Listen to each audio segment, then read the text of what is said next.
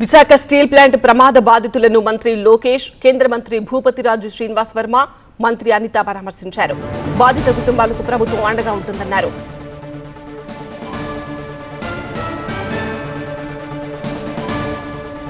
Visakha KGH కు భూపతిరాజు శ్రీనివాస్ వర్మ, లోకేష్ వెళ్లారు. మృతుల కుటుంబ సభ్యులను పరామర్శించారు. భూపతిరాజు శ్రీనివాస్ వర్మ, నారా లోకేష్ బాధిత కుటుంబాలతో నారా లోకేష్ మాట్లాడారు.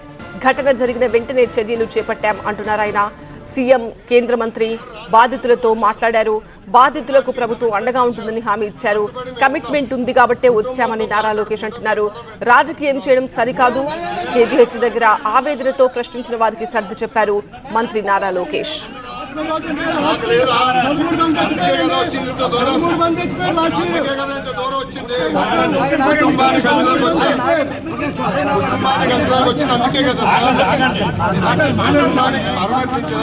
అండగా నిలబడడానికి వచ్చింది ప్రభుత్వం మొత్తం వచ్చింది. కేంద్రంలోనే ఇండియా వచ్చింది, రాష్ట్రంలో ఉన్న ఇండియా వచ్చింది. ఉప ముఖ్యమంత్రి గారు కూడా వస్తున్నారు. ఆ కమిట్మెంట్ మాకు వచ్చాం. మా ప్రతినిధి ఖాజాని అడిగి మరింత సమాచారం తెలుసుకుందాం. ఖాజా, ప్రస్తుతం మీరు ఎక్కడున్నారు? కేజీహెచ్ దగ్గర ఉన్నట్టుగా తెలుస్తోంది. అక్కడ ఎంతమంది బాధితులు చికిత్స పొందుతున్నారు? వాళ్ళ కుటుంబ సభ్యులు ఏమంటున్నారు? వాళ్ళని పరామర్శించడానికి అక్కడికి నేతలు ఎవరైనా వచ్చారా?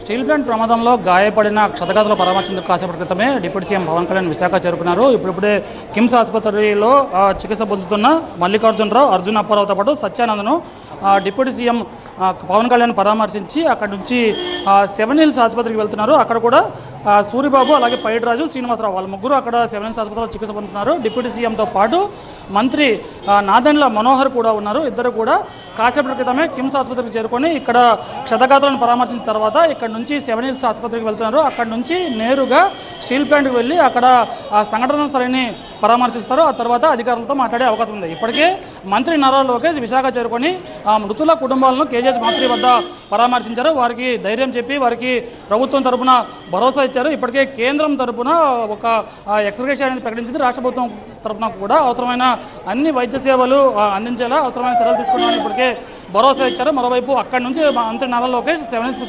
చేరుకుంటున్నారు.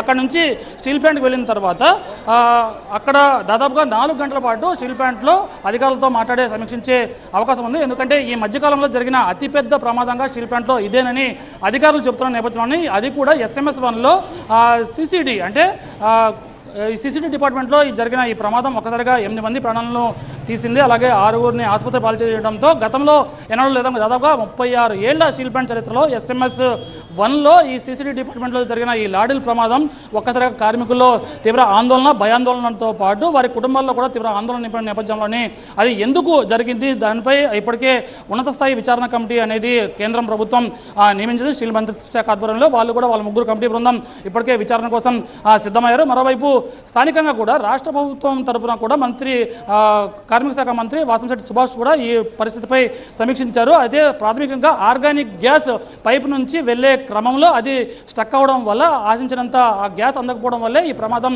జరిగి ఉంటుందని ప్రాథమికంగా అంచనాకు వచ్చిన టీవీ9తో మంత్రి వాసంశెట్టి సుభాష్ చెప్పారు. అయితే ఇది కేవలం నిర్లక్ష్యం వల్ల లేకపోతే మానవ తప్పిదమా లేక సాంకేతిక లోపమా అనేది విచారణ పూర్తి తర్వాత నిర్ధారణ జరిగే అవకాశం ఉంది. అప్పటి వరకు అయితే ఈ 15 రోజుల సమయం పడుతుంది. ఈ విచారణ బృందానికి 15 రోజుల తర్వాత నివేదిక సమర్పించే అవకాశం ఉంది. అప్పటి వరకు ఈ బాధితులు ఎవరైతే ఉన్నారో ఆసుపత్రుల్లో వేరు ఆసుపత్రుల్లో 6గురు చికిత్స పొందుతున్నారో వారిని సాధ్యమైనంత వరకు ప్రాణాపాయం నుంచి బయటకు తెచ్చేలా వైద్యులందరూ కూడా శ్రమిస్తున్నారు. అటువైపు కేంద్ర ప్రభుత్వం అలాగే రాష్ట్ర ప్రభుత్వం కూడా ప్రత్యేకంగా పర్యవేక్షిస్తూ ఎప్పటికప్పుడు వారికి మెరుగైన వైద్య సహాయం అందించేలా చూస్తున్నారు. మరోవైపు ఇప్పుడు ఎవరైతే ఆ 8 మంది ప్రాణాలు కోల్పోయారో వారిలో 5గురిని గుర్తించారు. మరో 3గురిని ఇంకా గుర్తించాల్సి ఉంది. పేర్లు అనేది బయటకు వచ్చినప్పటికీ వారు ఆ పలానా వ్యక్తి అని అది నిర్ధారణ జరగాల్సి ఉంది.